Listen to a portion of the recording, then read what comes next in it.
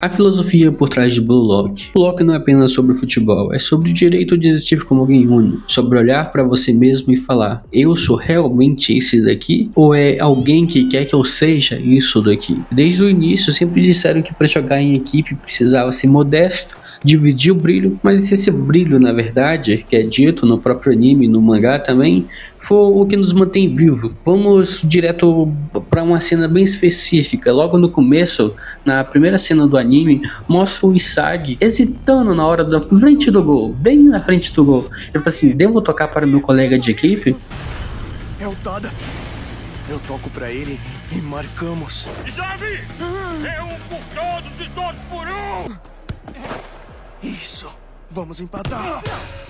Mesmo estando de frente pro gol, pelo bem do coletivo, e escolher um passe e perde. Simplesmente a derrota o consome ali por todo o episódio. E é uma das coisas que fica bem explícito. E sai e começa a se perguntar: por que eu fiz aquilo? Por que eu não fui egoísta? Esse porquê é o início de tudo. Blue Lock nasce exatamente desse dilema. Será que o ego realmente é algo errado? Que é nos ensinado, que é nos explícito isso a vida toda, ou ele desperta o nosso verdadeiro potencial humano? Platão, na sua alegoria da caverna, falava: muitos vivem presos nas sombras, sem coragem de olhar para a luz que revela quem realmente nós somos. Blue Lock é essa luz, com o despertar do ego, com o despertar do próprio instinto de ser o protagonista da sua própria vida. O Butcher é um dos exemplos mais marcantes disso. Durante o mangá vemos ele conversando com o seu eu, o seu monstro interior, muito bem representado por sinal, uma representação do seu instinto e da sua individualidade. Quando ele finalmente aceita esse monstro, ele entende que não é sobre vencer os outros, é sobre vencer o medo de ser ele mesmo. Ele estava com medo, ele estava querendo ser as coisas que pessoas falavam para ele ser. Nietzsche diria: torne-se quem tu és, exige coragem para romper padrões, desafiar a moral herdada, se afirmar como indivíduo, se afirmar como eu de verdade. Cada drible do Butcher, cada chapéu que ele dava, que ele ousava fazer, era uma declaração tipo: eu existo dessa forma aqui, eu vou ser eu de verdade aqui. O verdadeiro medo não é perder, o verdadeiro medo é vencer e perceber que viveu escondido a vida toda, que nunca teve coragem de ser o protagonista da sua própria vida. Assim como o Isagi, lá no primeiro jogo, quando ele poderia ter sido o herói, ele simplesmente se escondeu. Ele falou assim: não vou chutar pro gol, tu tá bem na frente do gol aqui, mas eu vou tocar pro coletivo, porque ele foi ensinado dessa forma.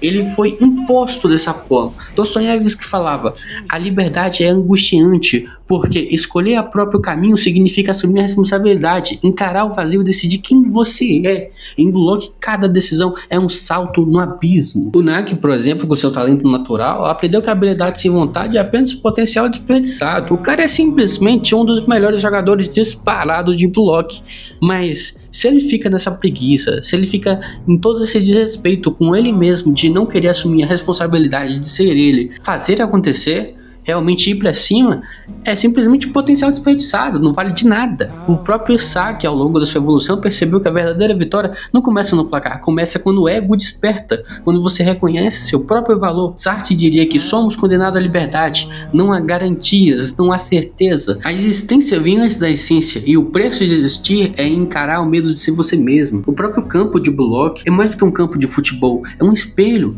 Reflete, cada chute, cada drible, cada olhar, reflete quem realmente você é, reflete as partes que você tenta esconder. Aquela sombra que o Butcher escondia, aquele monstro que o Butcher escondia dentro dele mesmo, era o que completava ele. É só enfrentá-la, se nasce o verdadeiro jogador de futebol, o verdadeiro eu de verdade. No fim, o placar deixa de valer, de desimportar, de ter qualquer importância que se quer. O verdadeiro gol não é marcar pontos contra o adversário, é liberar o próprio ego, permitir existir plenamente sem medo de julgamento alheio. O próprio Toshirin antes era descrito como acorrentado no seu irmão, até que ele consegue se desprender e respirar de novo. Solta o peso que o prendia e nesse instante ele desperta o verdadeiro ego. Ali o placar não importa mais, porque o verdadeiro gol é um gol interior. Ele se desbloqueia por completo ali, é insano. Ele derrota o próprio irmão dele e qualquer um que ousasse chegar na frente dele. No fim, o adversário não é um jogador, não é uma pressão, não é uma competição, é o medo de ser você mesmo. Blue Lock nos lembra disso, nos lembra que o mundo não precisa de mais sombras obedientes, precisa de indivíduos reais, de pessoas que ousam se tornar quem são. Essa é a verdadeira filosofia de Blue Lock, talvez por isso que ele impacte tanta gente, porque fala muito sobre nós, sobre a beleza de se permitir ser autêntico, mesmo que signifique tudo que você tem. No final, o Loki nem é muito sobre futebol, é sobre coragem, sobre liberdade, sobre se tornar o protagonista da sua própria vida. E é por isso que eu amo tanto o Loki assim. É simplesmente sensacional essa obra. Desde que lançou, eu já percebi que tinha algo bem diferente. A animação, por incrível que pareça, não é aquelas mil maravilhas, mas a obra é simplesmente muito bem escrita. E se vocês querem mais vídeos assim no canal, rapaziada, pode se inscrever, deixa bastante like, que eu vou estar trazendo vídeo pra vocês toda semana. Dependendo de como vocês reagirem a esse vídeo, se vocês pedirem bastante, comentar bastante, eu vou estar trazendo mais conteúdo pra vocês, rapaziada. Eu vou estar trazendo bastante like, bastante informações pra vocês aqui. Fica ligado no canal. Valeu, falou, fui!